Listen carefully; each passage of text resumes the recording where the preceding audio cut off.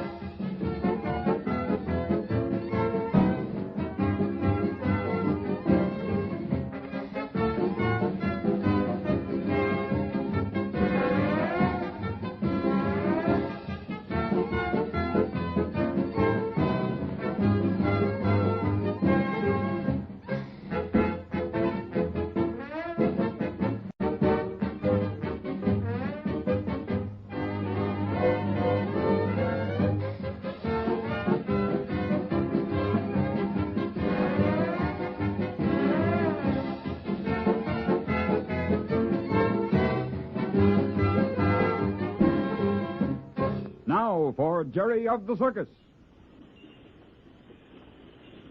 Jerry? Hey, Jerry, we're getting in.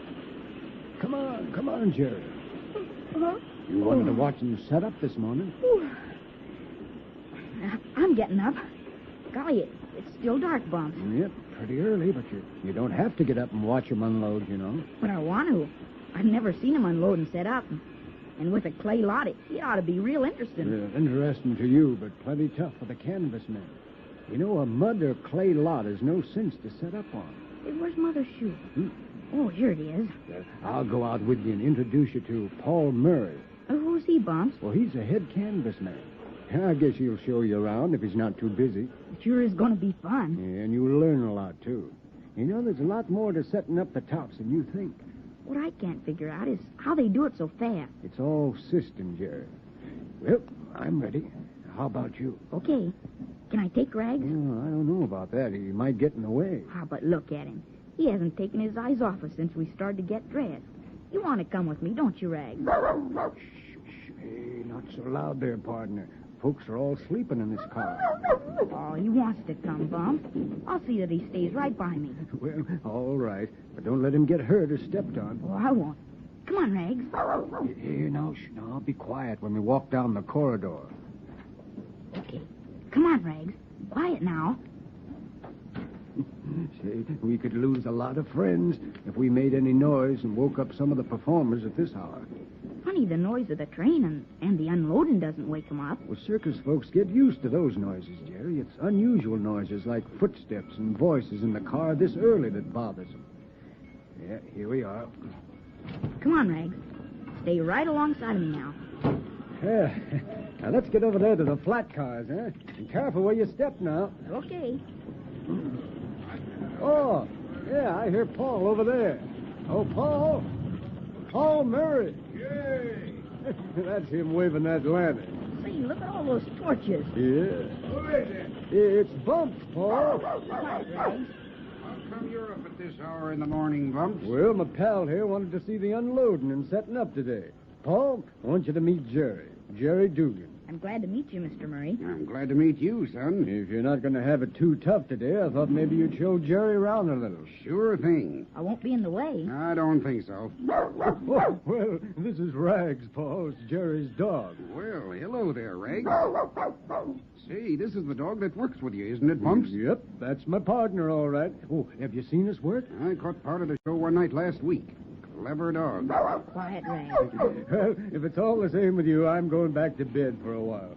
Sleep is a whole lot more important to me than watching you set up. Okay, Bumps. You go back and finish your beauty sleep. Jerry and I'll get along all right. All right, see you later. And keep your eye on Rags, Jerry. Okay. So long. Here comes the first wagon for the mess top, Jerry. Let's ride it over to the lot. All right. Okay, Bert. I'll take it on over. Hey! Okay, bud. You climb up there in the driver's seat, Jerry? Sure. But you hand me Rags, will you? Okay. Up you go, boy. That's the boy. Here, Rags, come here, boy. Up with you. Hey, you got him? Uh-huh. Thanks. All right. Get, boy. Get up. Come on, boy. Come on. How far is the lot where we're going to set up? Oh, not very far, Jerry.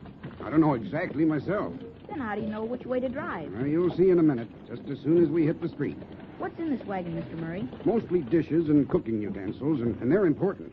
When my men get the big top and the menagerie and the midway tops, their job is done, and they'll be wanting their breakfast. Hey, look it. There's another torch over there on the curbstone. See it? I sure do. That's what I was telling you about. That's how I know which way to go to the lot. What do you mean? You see, Jerry, the first wagon that goes over to the lot from the railroad yards is on the Trailblazer. They put those flares along the route to be followed.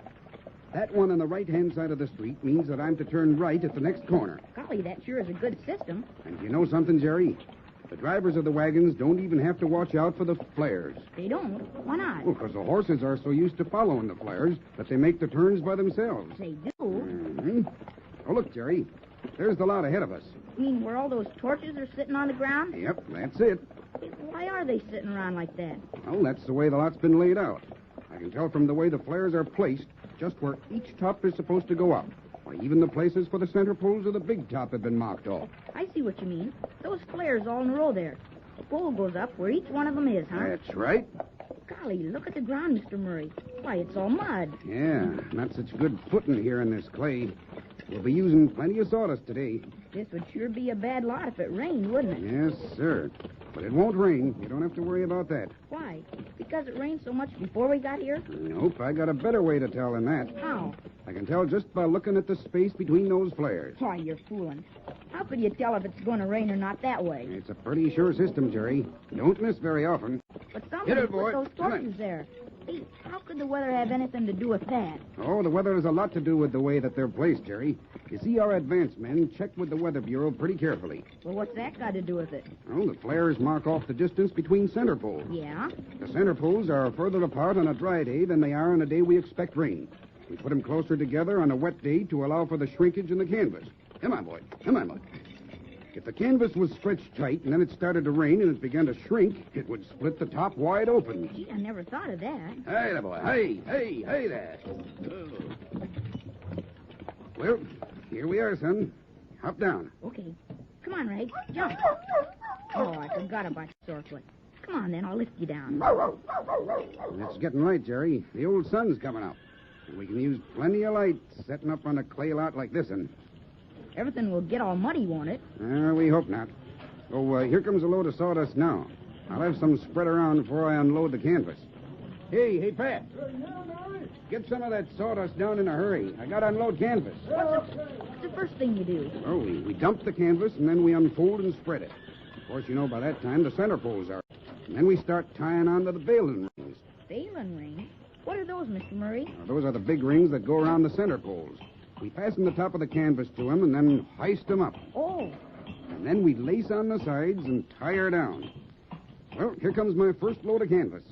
Let's get over there, huh? Okay. Come on, Rags. You see that smoke over there to your left, Jerry? That's breakfast starting already. They got the fires up before the mess top's standing. They sure work fast, don't they? Well, they gotta. The thing I can't figure out is how you know just where each top is supposed to go. And every time we play, we have a different layout. Yeah. Say, why is that? Well, Jerry, I'll bet there's over 1,000 different ways to lay out a circus.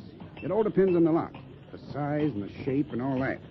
Now, the first thing is to get the midway and main entrance to the big top nearest the best street, so it's easy for the folks to know just how to get to the circus, see? Oh, I see. And then we have to figure, before we set up, just how we can break down the easiest. We've noticed a lot of the things start moving and being loaded before the night show is over. Yeah, and I've wondered about that. Well, we couldn't very well wait until the show is all over and then start moving, or we'd never get our work done. So we start taking the things off the lot that have been used. You mean the big things? Like the steel for Jason's act. The minute he finishes, we break it down and take it right over to the cars. By that time, the mess tent and the kitchen is all on the train. That's right. Over here, Tom. All right, you men. Let's lay it down. They sure work fast. Look over there, Jerry. Why, it's a mess tent. It's almost stopped. Suppose you take a walk over there and watch them fix breakfast now. I'm going to be a little busy for a while. Ask for Leo. He'll show you around. Okay, Mr. Murray. And thanks for showing me all you did. See you later. All right, Jerry. Goodbye. Well, Rags, aren't you glad we got up early and got to see all we did? There's just no end to things you can learn about a circus, and every bit of it's wonderful. Oh, you think so too, huh? Good morning, lad. Good morning. Are you Leo? No. Leo's over there with that white cap on. Oh, thanks. Come on, Rags. Golly, it's sure pretty this time of the morning when it's getting light. Hello. Hello there. Are you Leo? Well, that's been my name ever since I can remember. Well, I'm Jerry Dougan. Mr. Murray just sent me over here. Now, what's Paul want? Oh, nothing. Well, what'd he send you over here for? Oh, he's been showing me how they set up, and he's afraid I'll be in the way, I guess. I mean, when they put up the big top. Besides, I'd like to look around the cook tent here. Well, so that's it, huh? Well, hop to it, my boy. Look around and ask some questions. That's the way to learn. Thanks, I will. Suppose you'd like to know what I'm stirring in this big kettle. Uh-huh. What is it? Well, this is the makings for about 2,000 or 3,000 hotcakes. Yeah, well, 2,000 or 3,000? Yep. This and those other 7 kettles full of batter. Those razorbacks will be plenty hungry when they finish setting up in this mud field. Do they get as much as they want to eat? Well, I guess they do. Haven't had any complaints. Hey, look it. What? Why, here comes Mr. Randall. Mm-hmm, the governor himself. Oh, Mr. Randall. Oh, hello, Jerry. What are you doing up this hour? Why, I've been watching them set up. Excuse me, Leo. I'll see you later. Okay, my boy. Hey, where are you going, Mr. Randall? I'm looking for Paul Murray. You seen him around? Why, sure. There he is. Oh, yeah. Say, Paul, Yes, Mr. Randall? come here a minute. Is something wrong? Well, I don't know, but it kind of looks that way, Jerry. You looking for me, Mr. Randall? Yeah, Paul, how's it going? The lot pretty tough? I've seen a lot worse places. We'll be up on time. Yeah, good. What's on your mind, boss? Well, I just got a telegram back at the railroad station. Things don't look so good further up the line. Yeah? What's the matter? Listen to this. Advise you to cancel next stand. Heavy rains of past week have weakened trestle over Horn River. Doubt safety of taking your cars over it. J.W. Thornton, Superintendent, Horn River Division, SL&M Lines. Say, that doesn't look so good. What are you going to do? Well, I'm going to play our next stand. Folks in that town are expecting the circus tomorrow, and I'm not going to let them down. But maybe the bridge will be weak, and if we try to cross it with all those cars with elephants and everything... Well, we'll go as far as the trestle and then examine it. And? If we can't get across, we'll find another way. But we're going to play that town.